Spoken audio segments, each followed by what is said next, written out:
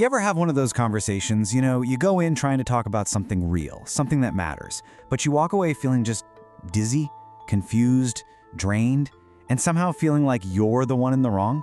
Like you're the one who needs to apologize, even though you were the one who got hurt in the first place? Yeah, that feeling, it's usually not an accident. It's a strategy. Okay, so let's get right into it. A question isn't always just a question. In the hands of someone trying to manipulate you, it can be a weapon, a tool they use to grab the steering wheel of the conversation, to shift all the blame onto you, and maybe worst of all, to make you question what you know is real. So here's our game plan. We're going to break down this whole playbook. First, we'll look at how a simple question can be turned into a weapon. Then, we'll dig into 5 specific questions manipulators love to use to attack you, to warp your reality, and to just shut you down. And most importantly, we're going to finish with how you can stand your ground and protect yourself from all this. All right, first up, the question as a weapon. And let's be super clear here, this goes way beyond just telling a simple lie. We're talking about a very specific set of psychological moves designed to throw you off balance so the manipulator can dodge any and all responsibility. It's a whole strategy where the question itself is the main event. And at the absolute heart of this strategy is a word you've probably heard a million times: gaslighting.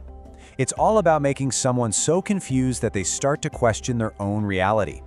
Behavioral analyst Reena B. Patel says it's an intentional move to manipulate someone's thoughts. So it's not just hiding the truth, it's actively trying to rewrite history, making you feel like you have to rely on their version of what happened. So how do they do it? Well, one of their favorite tools is something called a loaded question. And this isn't a real question at all, it's a trap. It's got a sneaky, unfair assumption baked right into it.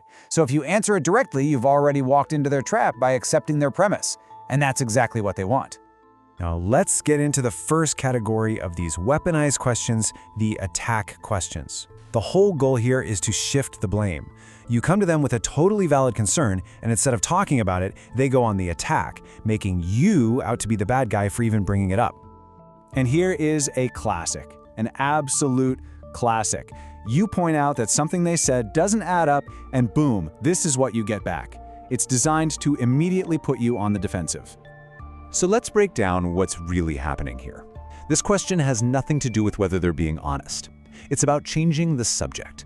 The hidden message is, you're attacking me, you're being aggressive. And the goal?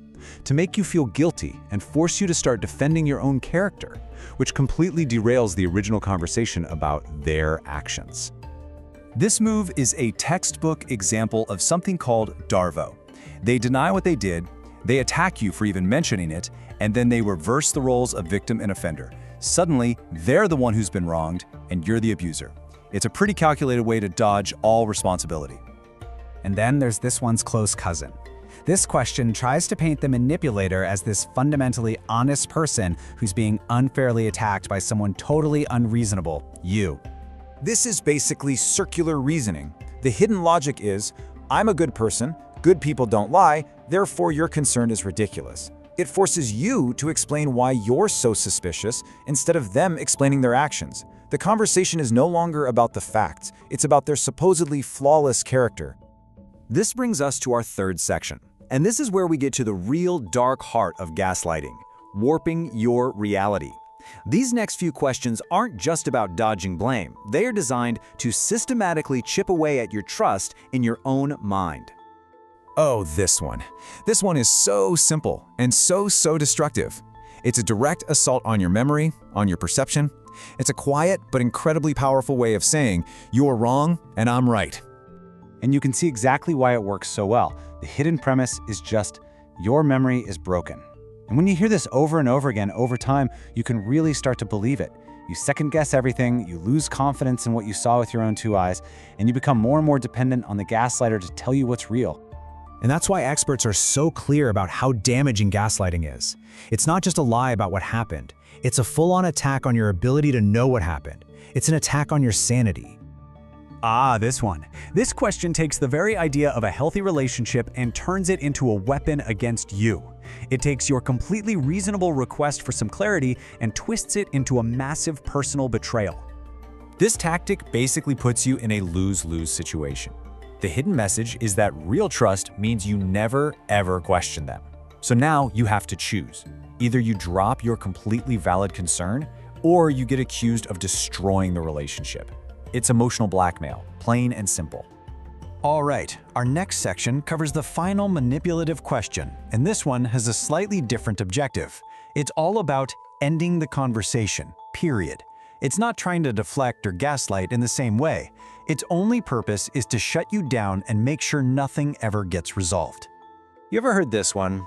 You can almost hear the heavy sigh that comes with it. It sounds like a question, but it's really a statement. It's a statement of surrender that's designed to make you feel like you're being totally unreasonable. This is a classic stonewalling move. If you look at the breakdown, the hidden premise is, you're impossible to please, so why are we even talking? It's not a real attempt to figure out what you need. It's a strategy to make you feel so exhausted and frustrated that you just, give up. And just like that, the conversation is over and nothing's fixed. Okay, so we've gotten through the tactics. It's a lot, I know, but just recognizing them is only the first part of the battle. The real power comes when you know how to respond, how to protect your own sense of what's real. This right here is the most important rule of all. Your perceptions, your feelings, your memories, they are valid, full stop. Just because someone else disagrees with you doesn't make your experience any less real. You are the ultimate authority on what you think and feel. So here's a simple 3-step framework you can use. First, just name what's happening, even if it's just in your own head. Okay, that's a loaded question. Or, yep, that's Darvo. Second, anchor yourself in your reality. Don't answer their trap question. Instead, just calmly state your own experience. That's not what I'm saying, or my concern is about what happened earlier. And finally, number 3, set a boundary. You can say, I'm not going to argue about my own memory. Or if they just won't stop, you know what, I'm done with this conversation for now. And this all leads to a really critical distinction we have to make. Manipulators demand blind belief from you, and they call it trust. But real, earned trust isn't about ignoring red flags. It's built on a long history of actions that are consistent, honest, and accountable. Those two things are not the same at all. So the next time you find yourself stuck in one of those dizzying, go-nowhere conversations, just take a breath and ask yourself this one question. Are you defending their version of reality, or are you standing firm in your own? Because at the end of the day, protecting your own perception isn't about winning an argument. It's about protecting yourself.